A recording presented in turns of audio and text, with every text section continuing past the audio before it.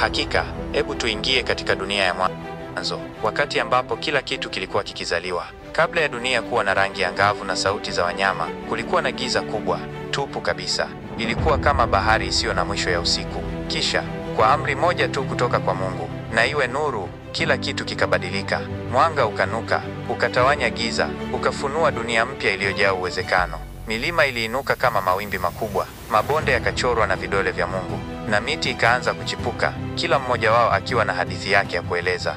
Mungu, katika hekima yake, akaona kuwa dunia hii nzuri inahitaji mlinzi. Kutoka kwenye udongo wa dunia, akaumba kiumbe chenye sura ya Mungu mwenyewe, Adamu. Alimpuliza pumzi ya uhai, na mara Adamu akaamka, akishangaa uzuri wa ulimwengu uliomzunguka. Macho yake yakazuru kila kona, akiona kila kitu kama mtoto anayeona dunia kwa mara ya kwanza.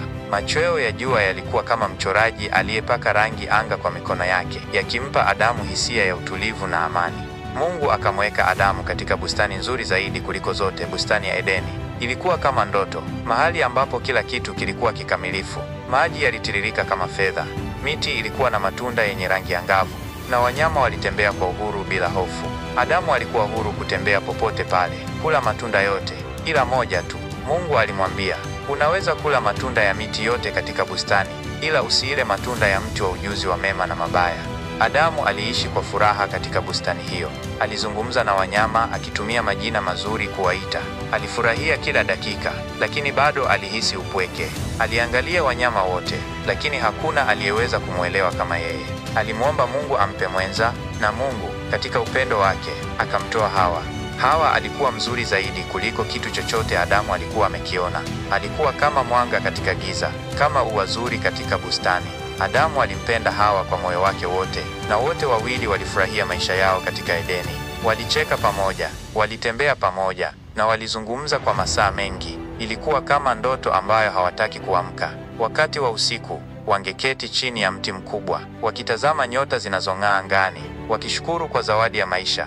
Lakini furaha yao haikudumu milele. Shetani, adui wa Mungu, aliona furaha yao na moyo wake ukajawa wivu. Alimwongoza Hawa kwa hila, akimshawishi kula tunda lililokatazwa. Shetani alimweleza Hawa kuwa kula tunda hilo kutamfanya awe kama Mungu na kujua mema na mabaya. Hawa, akiwa na hamu ya kujua zaidi, alivutiwa na maneno ya Shetani. Kwa bahati mbaya, Hawa akakubali na akamwalika Adamu kula naye. Adamu, akiongozwa na upendo wake kwa Hawa, alikubali pia.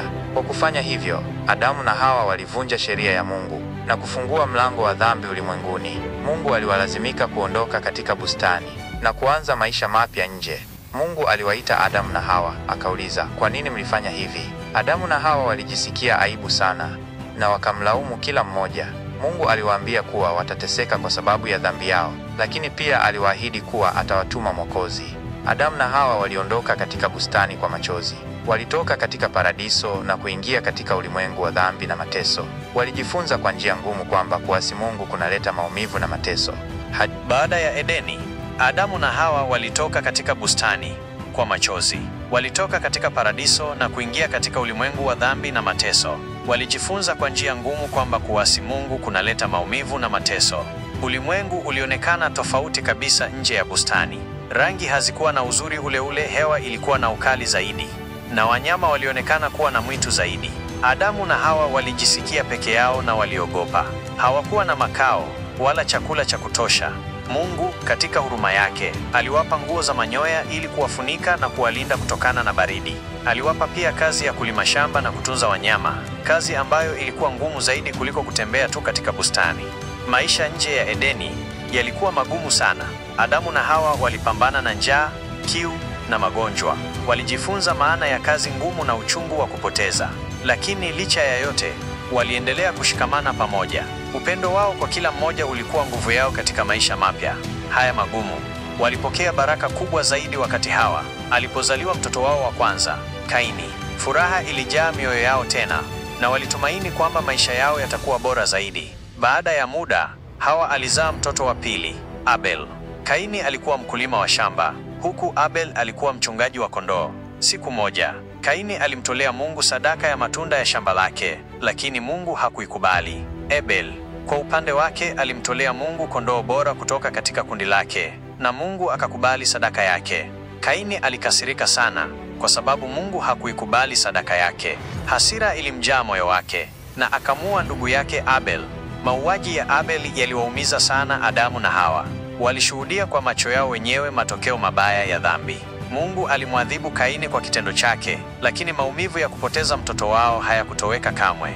Licha ya maumivu na mateso, Adamu na Hawa waliendelea kuishi. Walikuwa wazazi wa watoto wengine wengi na wakaendelea kuishi maisha ya binadamu wa kawaida.